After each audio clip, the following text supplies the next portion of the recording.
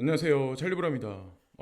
오늘도 공중파 미디어에서 사실적인 거를 잘 얘기를 안 해주는 거를 그런 거를 이제 제가 찾아서 이제 논리적으로 좀 말씀을 드릴까 합니다. 특히나 이제 뭐 브릭스에 관한 얘기 이게 브릭스의 확장은 사실은 가상자산 시장의 확장과 거의 맥을 같이 하기 때문에 제가 생각하는 요소 중에 가장 중심이거든요. 그리고 이 브릭스와 IMF의 전망을 같이 교차해서 보면 가상자산 시장의 미래를 우리가 알 수가 있습니다. 따로 이제 떨어뜨려서 생각하면 미국을 주축으로 한 G7 그리고 중국을 주축으로 한 브릭스. 근데 여기서 진짜로 계속 확장하고 있는 거는 현재 브릭스지 G7이 아닙니다. 각종 미디어에서는 중국은 이미 끝났다. 중국 부동산 때문에 뭐 망한다. 이런 얘기를 하지만 진짜 사실적인 건 뭐냐면 1995년도에는 G7이 세계 경제에서 차지하는 GDP 영역에서 44.9%를 차지하고 별로 안 됐어요. 이때는 브릭스가 되게 초라했습니다. 그러나 2010년에 보면 34%로 줄어들었고, 자, G7은 그리고 브릭스는 26%로 성장합니다. 가장 중요한 건 2023년을 기점으로 해서 지금 자, G7도 하락을 했는데 브릭스는 32.1%로 상승을 했습니다. 이건 2023년 얘기예요. 그러면 2024년이 가고 2025년이 되면 어떻게 진행될까? 브릭스는 이렇게 성장한다고 하는데 그럼 과연 앞으로는 어떻게 될까? 그리고 2018년에 제가 유튜브 하면서도 그때 이제 중국 얘기를 제가 되게 많이 했었고 중국은 가상자산 시장을 버리지 않는다. 이면에서는 뭔가 한다라는 얘기를 계속 강조해서 그 얘기를 했었던 것 같아요. 그러니까 얼마 전에 이제 그런 뉴스를 여러분들은 보셨을 거예요. 바이낸스의 거래자들 20%는 중국 본토인이다. 근데 웃긴 거는 전 세계에서 가장 많이 채굴기를 팔고 있고 가장 고성능 채굴기를 많이 빼내는 비트메인이 중국에 있습니다. 중국에서 판매를 못하지만 홍콩을 통해서 이 채굴기가 판매가 이루어지긴 하지만 어쨌건 핵심은 그 기술이 중국 본토로부터 나온다는 거. 비트메인의 우지 안에. 그러면 공중파 미디어에서 지금까지 떠들었던 얘기들이 모두 사실이 아니라는 반증이죠. 예, 저희 이제 그렇다고 생각하거든요. 지금 아마 미디어에서 아마 여러 가지 얘기를 많이 할 거예요. 뭐 인도는 카스 제도 때문에 안 된다. 뭐 중국은 이래서 안 된다. 러시아는 뭐 이래서 망한다. 저래서 망한다. 근데 가장 중요한 건 뭔지 아세요? 앞으로의 세상은 보세요. 이거를 아직 발등에 불이 안 떨어져서 잘 모르는 분들이 되게 많은데 인구가 되게 중요한 부분으로 들어갑니다. 아주 오래전부터 이제 제가 떠들었던 얘기예요. 이거는 돈 몇 푼 들어서 정책을 핀다고 해서 이 인구 감소 문제나 인구 고령화 문제를 해결을 못 합니다. 거기다가 지하자원, 지하자원이 있고 곡물자원, 자, 각종 이런 요소들 종합적으로 매칭을 시켜서 IMF는 GDP 성장률에 관해서 자, 2020년 어느 기점을 분기로 해서 브릭스는 계속 성장을 하고 G7은 저성장 기조로 들어갈 거야 라는 얘기를 객관적 데이터를 바탕으로 해서 이제 한 거지. 그냥 이거는 누가 그냥 만들어낸 게 아니라는 거죠. 저는 항상 IMF, BIS 뭐 요런 데를 베이스로 해서 맥킨지 컨설팅이나 PwC 이런 데 있잖아요. 프라이스 워터스 쿠퍼스 이런 자료를 토대로 해서 각종 자료를 추가를 시키면 이 결론이 맞아요. 이 결론이 맞는다는 얘기는 브릭스의 확장은 가상자산 시장의 팽창을 의미하기도 하거든요. 사실은 사람들이 이제 탈달러화를 되게 두려워하지만 탈달러화가 진행된다는 공식이 성립이 되고 확장이 돼야 결국에는 우리가 원하는 XRP의 마지막 활용 점정이 찍혀집니다. XRP의 확장이 돼야 가상자산 시장의 확장이 같이 커플링으로 이루어지는 거고 이 모든 요소들이 저는 맞물려 있다고 생각하거든요.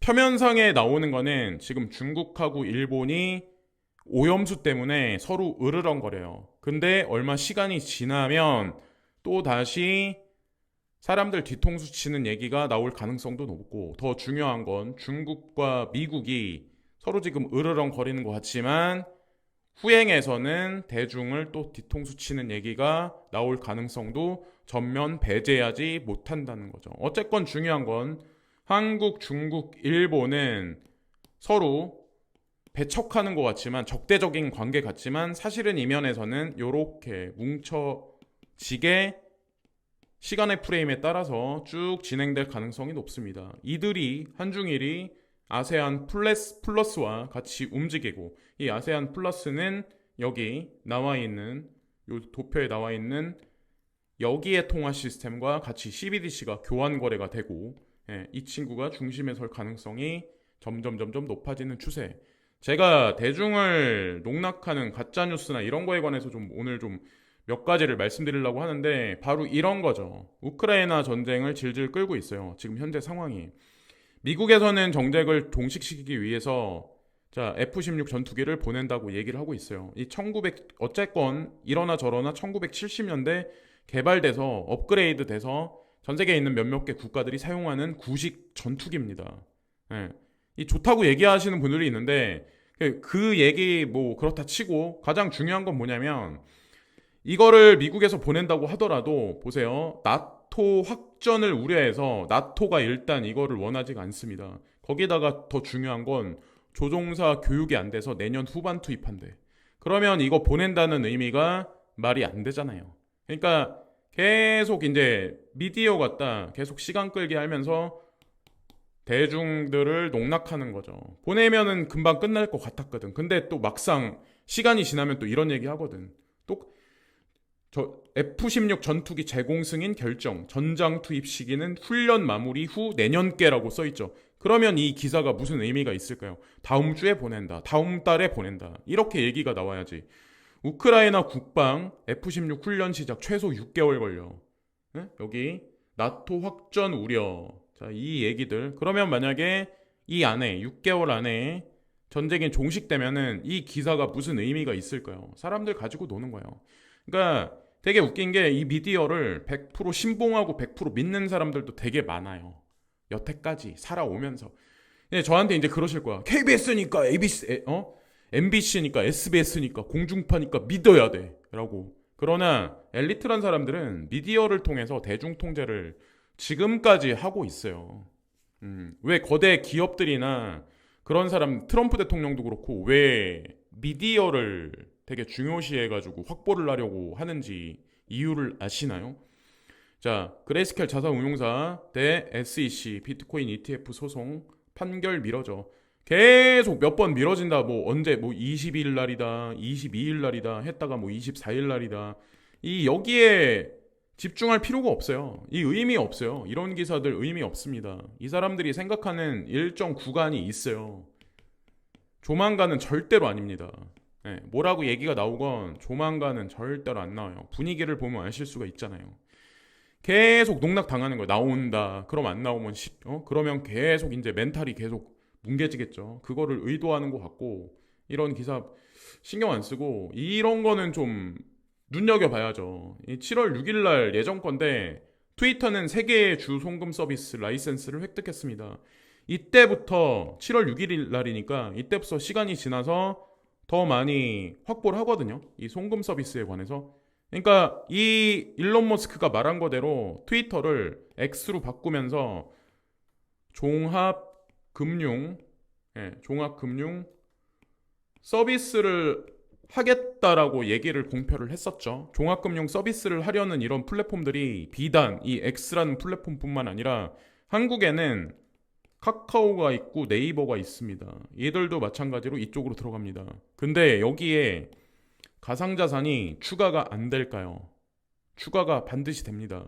과거에 이 사람은 이거를 인수합병 하기 전에 아주 오래 전에 온라인 뱅킹인 X라는 그런 회사를 운영을 했었어요. 그러니까 현재 페이팔의 전신이 이 X라는 온라인 뱅킹 회사입니다. 페이팔이 얼마 전에 PYUSD라는 스테이블 코인을 런칭을 했었죠.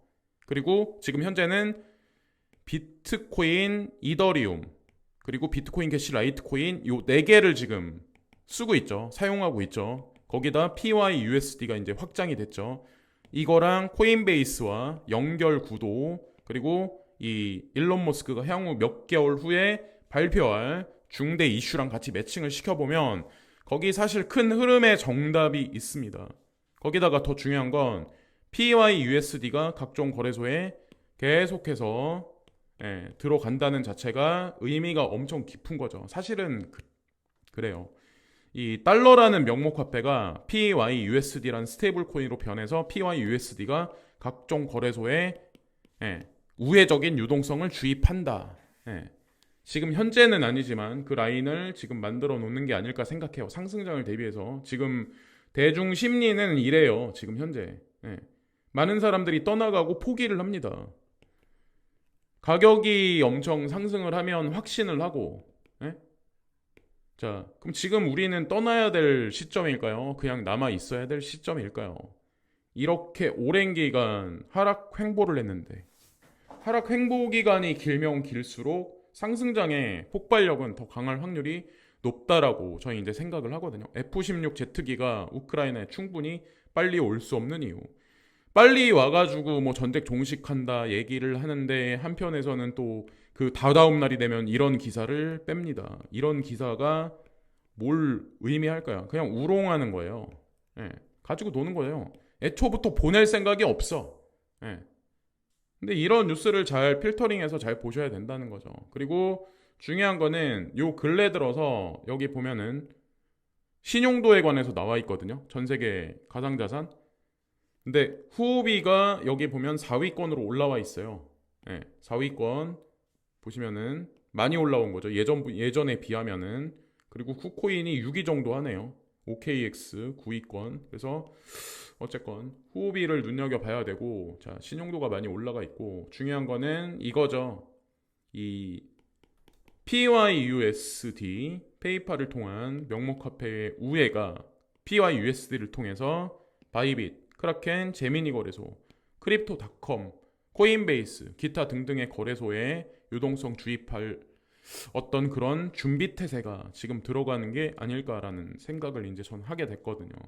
이게 좀 큰 뭔가가 보이지 않나 생각하고, 하다못해 이제 보시면은 테슬라도 인도로 들어갔고 애플도 거기 이제 생산 기지를 건설한다 얘기가 들어갔었고, 이제 기존에는 인도라는 나라는 농업의 위주, 그러나 어느 순간부터 제조 국가로 변신을 합니다. 자, 이 사람들 주기적으로 연봉을 받게 돼요. 주기적으로 세이빙을 할 수 있게 돼요. 저축을 할 수 있고 투자를 할 수 있게 됩니다. 이 국가가 GDP가 어떻게 될까요? 향후에 아무리 저성장이다 망한다 하더라도 선진국들이 평균 2% 성장할 때, 1년 내 2% 성장할 때 여기에는 평균 최소한 못해도 5% 성장합니다. 이게 1년 쌓여서 2030년이 가면 과연 어떻게 될까? 인도라는 나라가 세계 경제에 일본하고 예를 들어서 독일을 앞서가지고 지금 아마 5위권인가로 해서 이 두 개 국가를 앞서면 아마 3위로 등극을 할 거예요. 그런 시점이 멀지 않았다는 거죠. 그러니까 사업차 뭐 인도를 가거나 뭐 아프리카를 가거나 전체적으로 둘러보는 사람들은 그런 인사이트가 있고 뭐 어떤 그 감이라는 게 있는데, 그냥 미디어에 나온 몇몇 사람들이 떠드는 것만 보면 이게 말도 안 되는 것 같거든. 근데 그런 거를 인지를 해야 된다는 거죠. 선입견을 버리고. 현대차, 인도가 해외 최대 생산 기지 될 것. 요 얘기 나오죠. 자, 현대차도 여기다가 한국이 아니라 오히려 해외에다 더 이런 식으로 포커스를 맞춰서 움직일 수도 있어요. 그리고 전 세계 불어닥치는 역대급 기상이변, 에너지, 곡물 등 수급에도 영향. 이게 단기적으로 끝나진 않을 가능성이 상당히 높거든요. 자, 여기서 칼자를 쥐고 있는 게 과연 누구일까? G7인가? 브릭스인가? 대중은 발등에 불이 떨어져야 항상 인지를 한다고 제가 말씀을 드린 것 같은데, 어쨌건 중요한 건 브릭스입니다. 브릭스는 본인들끼리 공유를 해요. 본인들끼리 자원을 공유하고 본인들끼리 곡식이나 에너지를 교환합니다. 여기서 달러를 배제를 시킵니다. 점진적으로. 공식적으로 아마 이번 서밋에서 발언을 했을 거예요. 달러 배제한다. 그리고 에너지의 중요성이 대두된다는 거에 관해서 우리가 일면을 알 수 있는 게 뭐가 있냐면 이 워렌 버핏인데 2020년부터 버핏은 특히나 이제 에너지 관련한 인프라에 투자를 많이 합니다. 천연가스나 오일 저장 시설에 관련해서 이 사람이 요즘에 이제 에너지 관련해서 집중을 많이 했던 게 아니에요. 오래됐어요. 2020년이니까 2021년, 2022년, 2023년까지 지금까지 4년 동안 계속 매집을 했습니다. 평균 단가가 낮아요. 큰 그림을 보면서 2030년까지 보면서 이분은 아마 움직였을 가능성이 높습니다. 우리는 오늘 무슨 뉴스가 나오면 거기에 반응하지만 이런 사람들은 클래스 자체가 다른 사람들이죠. 일론 머스크나 이런 사람들. 근데 여기 보면은 천연가스나 스토리지, 저장시설에 관련해서 계속해서 요 근래도 아마 제가 알기로는 두 개의 에너지 관련한 회사에 더 인프라를 확장하고 더 많이 지분율을 늘린 걸로 알고 있어요. 이 사람이 그냥 아무 생각 없이 워렌 버핏이 이러진 않는다라고 저는 생각하거든요. 어쨌건 자원과 인구와 그리고 에너지와 이런 중요성이 대두되는 현재 시점입니다. 확장이 어디서 계속 일어날지, 중심축이 어디서 어디로 갈지. 자, G7이 기존의 100년간의 어떤 전 세계를 이끈 패러다임의 주역이었으면 향후 세계는 브릭스가 이끄는 전 세계 패러다임의 주역이 됩니다. 여기서 달러와 도미넌스, 달러 인덱스는 점진적으로 감소를 하고 브릭스가 주장하는 탈달러화가 진행될 것이며 가상자산은 브릭스의 확장과 맥을 같이 하지 않을까. 이제 이렇게 생각을 하거든요. 여기까지 말씀드리면서 오늘 방송도 마치겠습니다. 오늘도 좋은 하루 되시고 끝까지 포기하지 마시고 되게 중요한 시기라고 저는 이제 생각을 합니다. 지금 현재가. 자, 오늘도 좋은 하루 되세요. 감사합니다.